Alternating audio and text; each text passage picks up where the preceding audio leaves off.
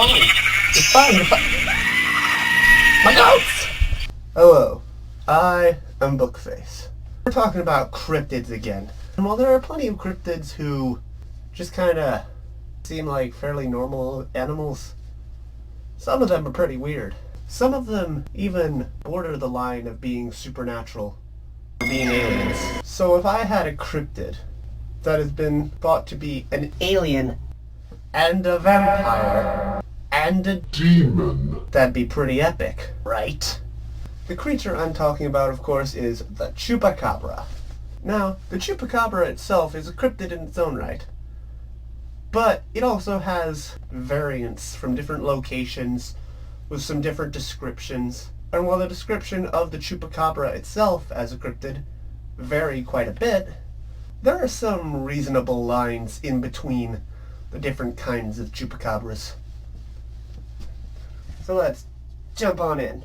Now when talking about the Chupacabra, we have to talk about the very basic Chupacabra. The Chupacabra is a cryptid that originates from the areas of Puerto Rico, Mexico, South American countries, and many states of the American Southwest. Well, the Chupacabra has been sighted in all of these areas, plus a few more. The Chupacabra sightings started and were the biggest in the country of Puerto Rico. The Chupacabra is named after its unique hunting style, which is basically attacking animals and draining them of their blood, like a vampire. It's because of this it was named Goat Sucker.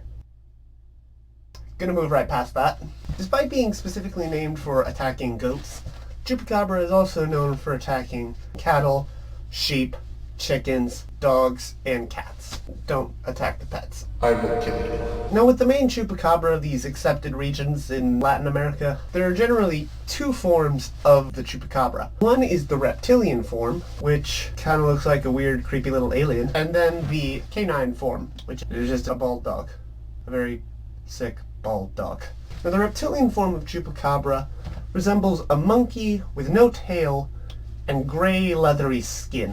It has fangs and red glowing eyes. In addition to these features, the reptilian Chupacabra will often have things such as a snake-like tongue, quills running down its back, or even wings. Could you imagine one of these things flying at you just... But it's only 4 to 5 feet tall. Later sightings of the Chupacabra indicated the canine form, which as I said is just a very sick bald dog. One of the most notable of these sightings is a video taken by Texas police officers of a bald canine creature sort of hopping down the road, running away from them. However, many people believe, and a lot of them are right, that a lot of Chupacabra sightings of canines are actually just coyotes or other animals with mange, as usually turns out to be. And a Chupacabra attack, well, woo, that's weird.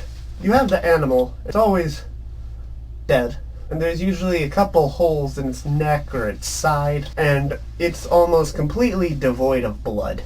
Sometimes it's organs. When feeding on animals, the Chupacabra is reported to make a very bizarre noise. Attacks can also be identified by three-toed footprints in the area and a strong smell of sulfur, which makes many people think it was demons.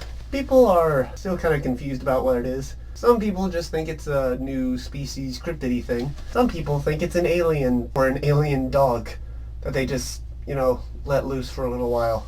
Of course, some people believe it's a demon because of the sulfur thing. And of course, there's gonna be people who think it's a vampire. However, the general consensus among people who are genuinely trying to find answers for cryptids and stuff like that is that the Chupacabra is less likely to be real than most cryptids. Next, we have a variant of Chupacabra from Louisiana called the Grunch. The Grunch gets its name from a local road called Grunch Road, and is sometimes called the Grunch Road Monster. It's also sometimes called the Vampire of Fairburg Marigny. Despite the weirdness of this creature, stories of it actually date back to the origin and settlement of New Orleans. One idea for what the physical appearance of the Grunch is that it is a cross between the canine and the reptilian form of Chupacabra. Of course, other descriptions are more creative. These descriptions describe it as a creature that resembles a goat with leathery black skin, quills running down its back, standing about 3 to 4 feet tall. Some people believe it has glowing reddish-orange eyes, while some people believe it has glowing bluish-green eyes. That is literally an exact opposite of each other. Also, the Grunch is sometimes said to have silky black fur wings, and a patch of fur that resembles a goat. People also thought that the Grunch was smart for some reason, that it was capable of using tools. I'm guessing that means like using stick like monkey, not powering a jackhammer. Could you imagine that thing with the jackhammer? Wait, how would a goat hold a jackhammer? Questions for another day. Some believe sound made by the Grunch could either be a howl, a scream like a banshee, or a scream like an ape. The Grunch attack was notable because it not only drained all the blood from an animal, but it drained the organs out at the same time through the same bite hole. So then there's the origins of the Grunch, and they're somewhat like the origins of the goddess Aphrodite. You might think that's not that bad, but look it up. I dare you. So the origins of the Grunch are that there was a demon baby, already starting off great, I know, and that somebody cut the baby's things off, and when those fell off, they turned into a male and a female Grunch. Moving on from whatever the heck that was, our last variant of Chupacabra is El Vampiro de Mocha, or the Vampire of Mocha, though if you can't translate that, I'm kind of concerned for you. This creature was also called the Guanica Gargoyle, and came from the area of Mocha in Puerto Rico. This creature attacked and murdered dozens of farm animals, and left them very messed up. They would have the puncture wounds from where it drained the blood. They'd have huge claw marks, because this thing's very aggressive. And of course, most, if not all, of the blood would be completely gone from the animal. The creature was initially sighted when a woman heard something big land on her roof, and went outside to investigate.